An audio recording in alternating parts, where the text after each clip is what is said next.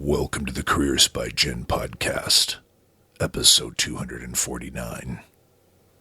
On this episode of the podcast, Jenn's guest, Denise Liebetrau, asks the question, is AI coming for your job? To which I respond, bring it on, AI. You can have my job when you pry it out of my cold, dead hands. You're listening to the Careers by Jenn podcast. I'm your host, Jen Swanson. This is the podcast that helps you to get the job, love your work, and advance your career. Careers by Jenn is a listener-sponsored podcast, and if you like the content, please consider supporting the show as a patron. You can do so for as little as $1 a month. Head over to careersbyjenn.com and click on support to learn more. Hey everyone, welcome to the show. I'm a little scratchy voice today, and no, it's not the dreaded COVID virus. It's a cold, I think. There's quite a panic going on everywhere as of this recording, so I hope that wherever you are listening to this, you are safe and keeping healthy and washing your hands a lot with soap and water. Anyhow, we have a great show for you today, but before we get to that, I want to remind you about our book giveaway that I mentioned in episode 248.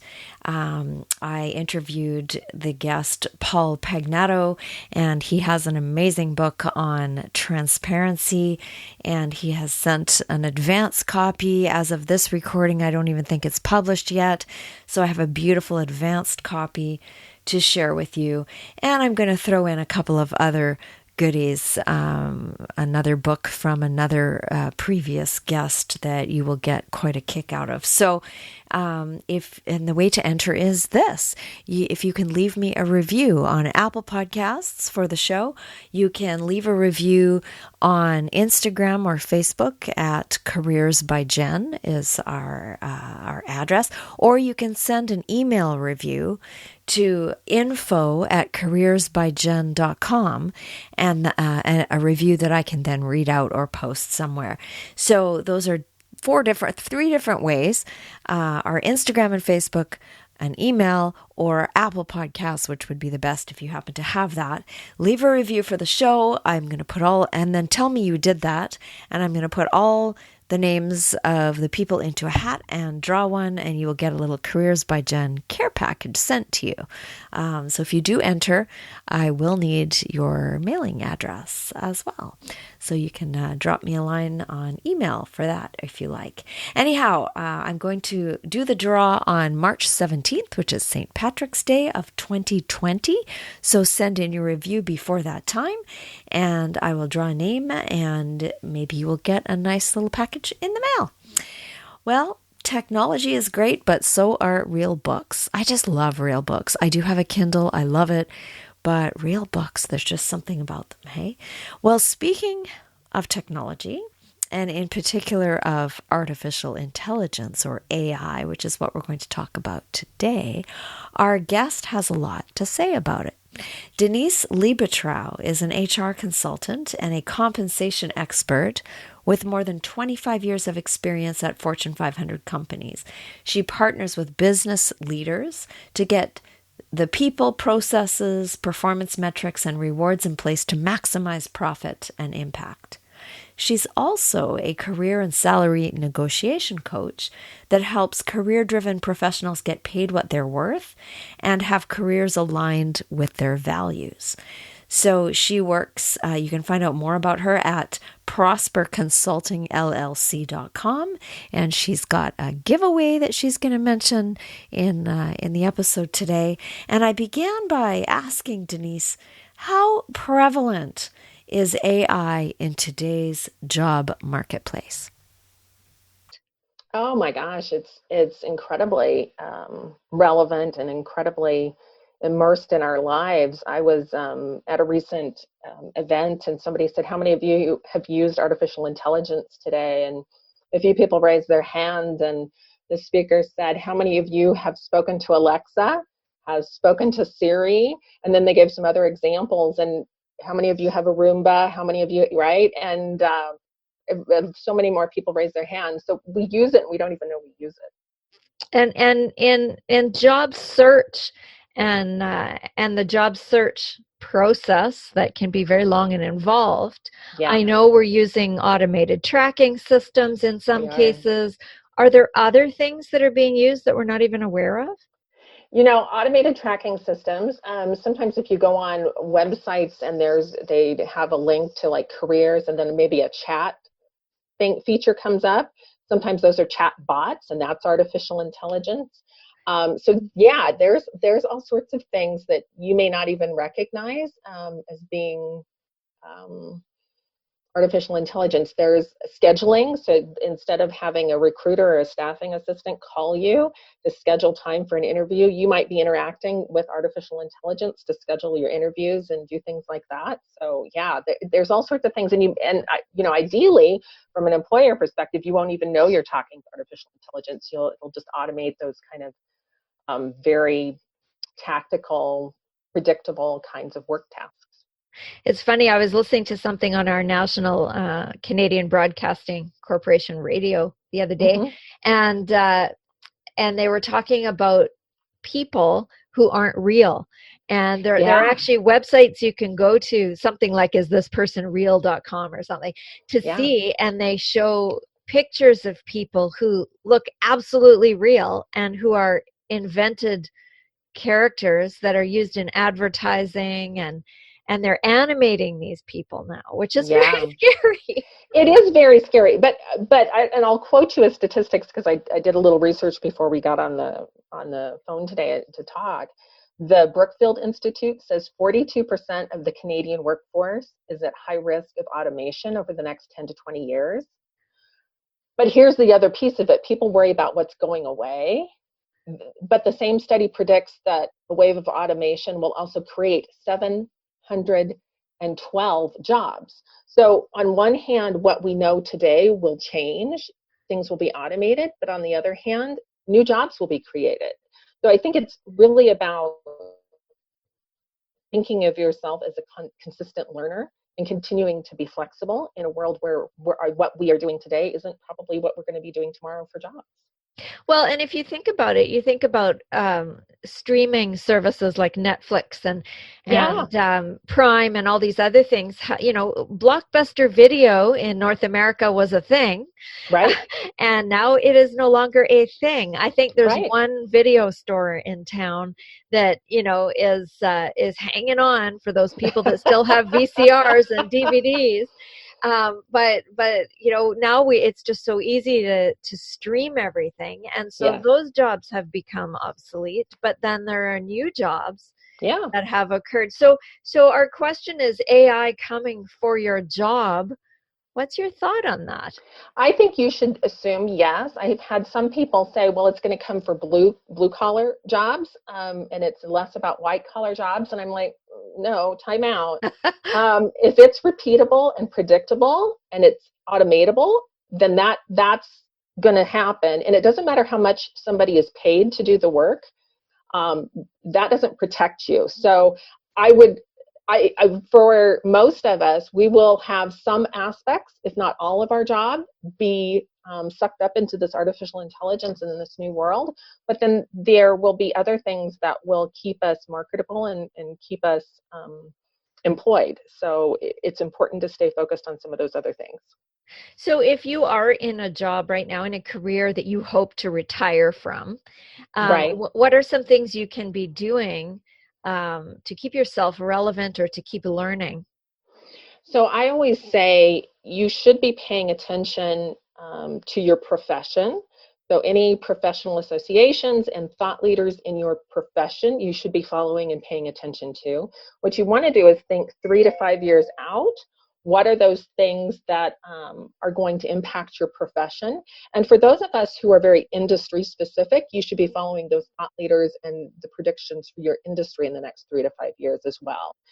One thing I do know is technology is becoming more and more prevalent, right? So being willing to say yes to change, being willing to be flexible in your work environment if new technology is coming on board and so forth, You want to very actively manage your brand or your reputation and make sure that you're not seen as someone who is against change and who resists change. You want to get yourself in a consistent state of saying, okay, yes to change. Yes, I'm going to be uncomfortable, because that's how you grow. And if you aren't willing to do that, you're going to get left behind, and you may not get to retire when you choose. You may get asked to leave or get laid off, or something else might happen that might eliminate your job, or cause your job to be considered redundant. And that's unfortunate. But if you can manage your mindset and say yes to being uncomfortable, it'll help. And so do you recommend people stay on top of the technology itself, Yeah. or just be willing to allow other people who know how to use it to come in? I think you should be on top of the technology and understand what new things are happening in your profession and industry. So paying attention to that and saying yes to those things is important. I can remember a number of years ago, I had a boss who was like, I'm sticking with the flip phone no matter what. And I had a side conversation with my boss, and I said, you know what? That reflects on you, but it also reflects on me as somebody in your department. You're resistant to change and saying yes to technology, and that's not great for us as a department. And she took that to heart, and she ended up saying yes to technology she was uncomfortable with, because she didn't want to impact the rest of us with her, kind of resistance to change and resistance to technology. So you need to say yes and embrace it. I know it's hard, but find a way to say yes to it. Yeah, it's hard because there's, for myself, we were given one of those little Google Echo devices, Yeah. and we haven't opened it because we don't want something listening in our house. and it's kind of like, okay, am I getting old? Is this resistance thing? Yeah. Like, do I have to? And I don't have to at home. I know about it. I know what it does. I've been around people using it. We don't have it at work yet, but I get it. So is it okay to set limits and boundaries? Oh, yeah, I think you do. And I certainly have limits and boundaries when it comes to technology in my life. I do have an Alexa in my house that I, obviously got from Amazon, and I use that. And here's the crazy thing. I was at my parents' house. I grew up on a small farm in Kansas here in the U.S., and they are very much technology. They don't embrace it too much. And I heard myself at my mother's house go, Alexa, please put this on the grocery list. And my mom goes, what are you doing? You're talking to the air. And I'm like, oh my gosh, I am. I'm thinking I'm in my own kitchen, and I tell Alexa to put something on the grocery list, or, Alexa, order this, or Alexa, play this song, or Alexa, play this game to keep my kids occupied. And I was like, So I do think you need to set boundaries. I certainly have time limits and certainly screen limits in my house as it relates to my usage of technology and the kids, because I do think you need to put limits on things. But as it relates to keeping yourself marketable and making sure that you can be viewed as a remarkable candidate for a job search and brought in for interviews and given an offer, you need to stay up on it. Are there ways as a job seeker that you can optimize yourself as far as AI goes? Sure. Certainly when it comes to your LinkedIn profile and to your resume and cover letter, you can pay attention to how companies are posting jobs. What are the words and phrases that they're using, and make sure you incorporate that into your written documentation, so that when the technology is searching to see if you're a match, that there's enough hits that you're a match. I think the other thing is, the websites of companies and things give you insight too into what's important to those companies in terms of success metrics. So whether it's certain words that they use to describe their values, or certain phrases, or certain things, if they're a public company that they've put in their annual reports or put in their press releases, those give you insight into what is important. And if you see them talking about technology as a way they're innovating, or a way that they're driving productivity or continuous improvement in their operations, you need to pay attention to that, and you need to align how you tell your accomplishment stories and how you put yourself on paper, resume, LinkedIn profile, social media. You need to demonstrate those things. So yeah, it's really important. It's funny because when when I'm coaching clients with creating resumes and getting themselves ready for a job search. Yeah. I often will do the very old-fashioned thing of printing out the job posting, printing out their preliminary resume, and getting out my highlighter. Yeah. Yeah. And doing it the old tech way, Right. so that they can then use the keywords and make sure that their resume is reflecting the job posting as accurately as possible, Yeah. without stuffing it full of keywords, obviously, Yeah, and then there's there's some people prescribe, in the white space you hide words and you make them white and you tuck that in, and What? no. I've Oh my never heard God. of that. Oh no, I've heard, yeah. Oh, That's don't. ridiculous. Oh, it's ridiculous. No, you got to be qualified for the job. You have to have, you don't want to tuck things into your resume and hide it in the white space to make yourself pop up through the technology. But there are people who are hacking these processes and systems to make themselves, get in. The reality is, when it comes to that kind of first step in the job search process and getting eyeballs on your resume or eyeballs on your LinkedIn profile, you just want to get through that piece, that hurdle, so that you're interacting with a real person. That's the biggest, I think, hindrance for some folks is, just getting past that initial hurdle that is kind of ATS, applicant tracking system, or technology AI driven, and just getting a real person to look at who you are and think about your potential opportunity to deliver something of value that the employer would like. It's sometimes just difficult to get past that hurdle. It is, and I say to people all the time, your resume is not the be all and end all. It is the very, very, very first, Yeah. step in a long step. And even an interview is not a fabulous assessment of whether or not you're going to be a good employee or a good fit. No, it's not. I often relate it to dating. Like, when you think about dating, right? Everybody shows up, you dress up, you clean up, you get yourself psyched up, kind of practice what you're going to say and how you're going to show up. That's what you do in an interview process. And it takes time to really recognize if somebody's going to be a great fit or not. And so no, interviewing is an imperfect way of trying to determine if somebody's going to be a good employee for your company or not.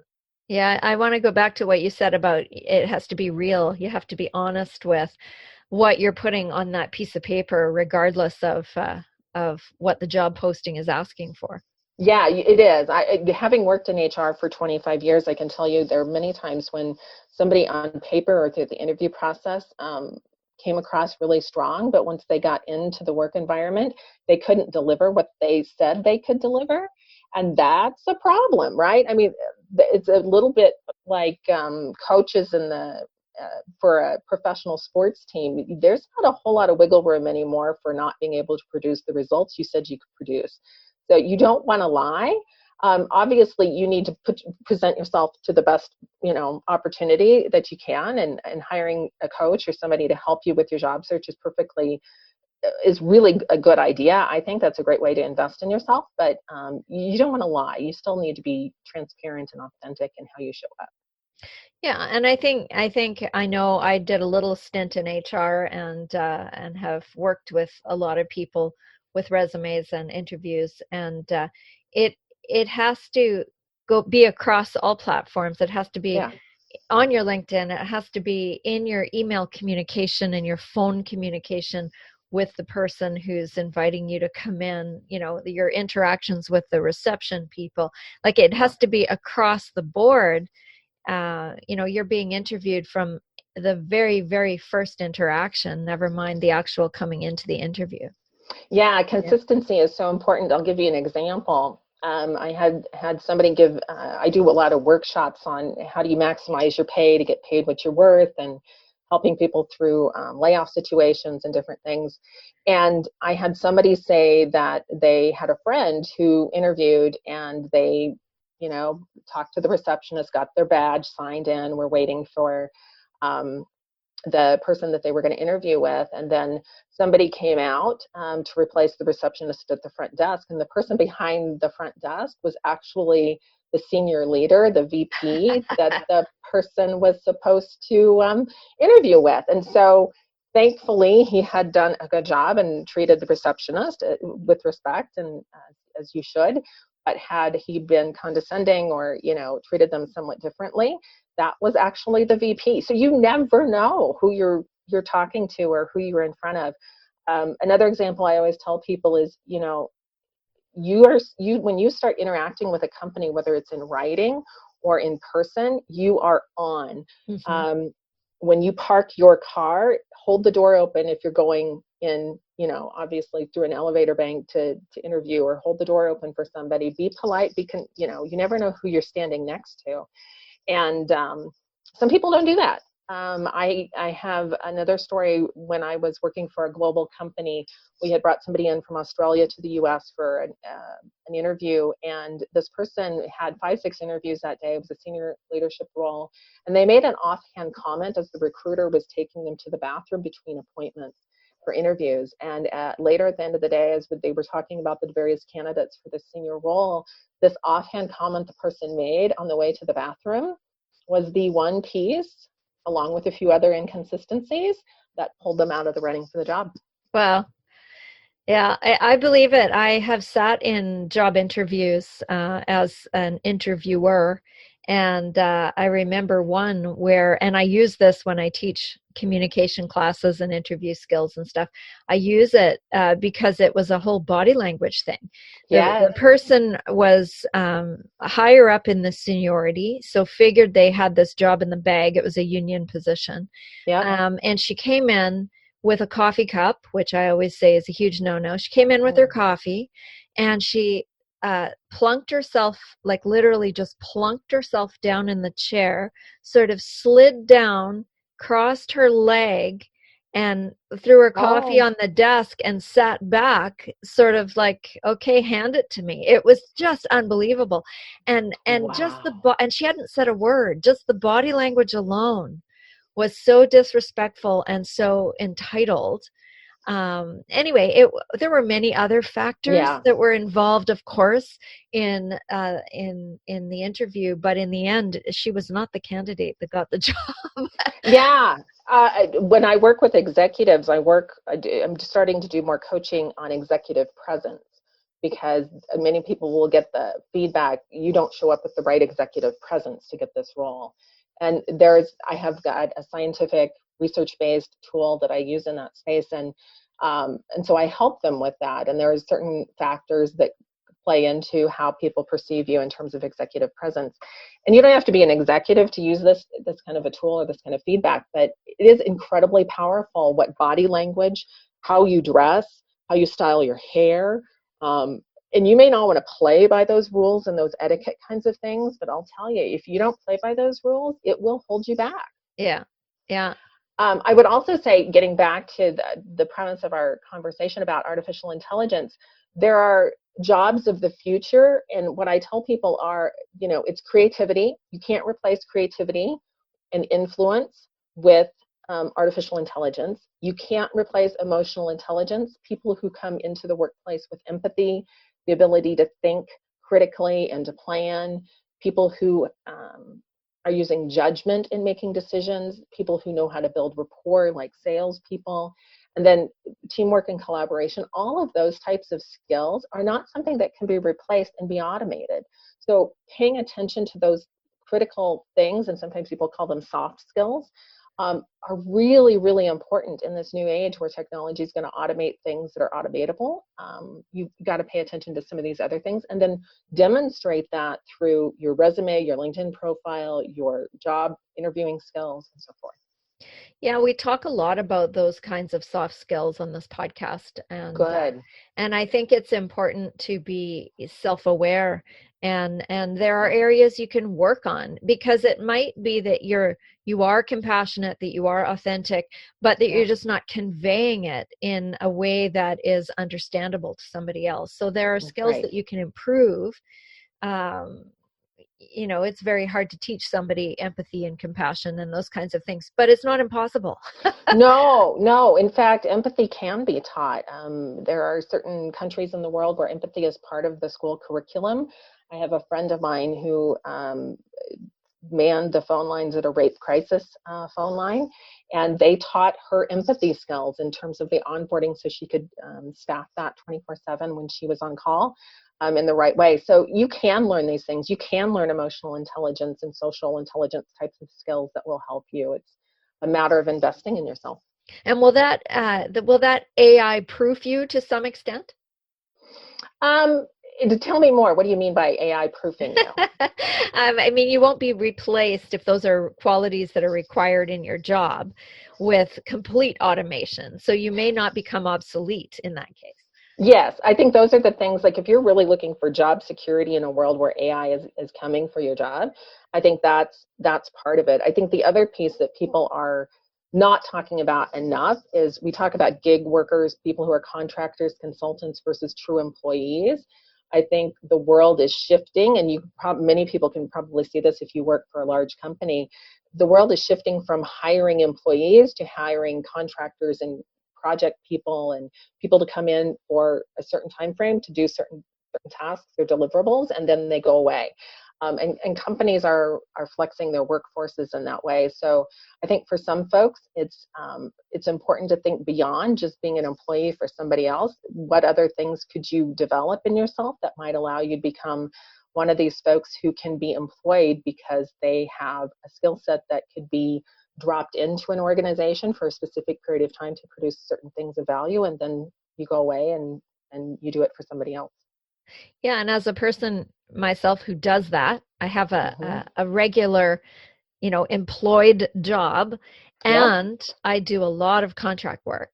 So coaching and and facilitation and jumping in to do workshops for people and resume reviews and all of that. So I completely get the gig economy, and that it's great, but on the other side of that, it's a lot of work. It is. But I would also say never has there been a time where you can start a business for very little money. You can automate tasks. People can get on my calendar through a Calendly link. You can automate tasks through Google. You can automate tasks through different workflow things. There's all sorts of tools and resources. I know so many solopreneurs who run, incredible businesses with high revenue, and they have a couple contractors in themselves, and that's it. They don't really have an employee base, and you would swear by their presence on social media and the way they show up in the world that they've got a small army behind them to make this stuff happen.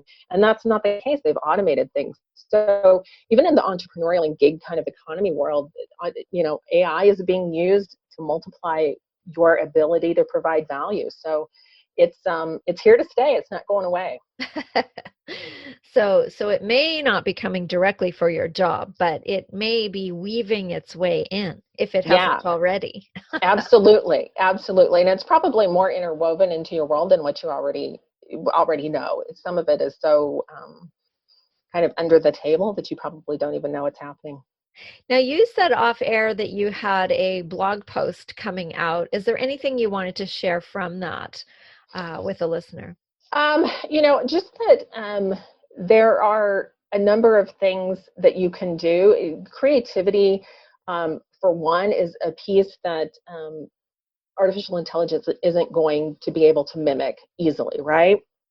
True machine creativity is still coming from mathematical functions and coding behind the scenes, and so creativity is something, embrace that in yourself.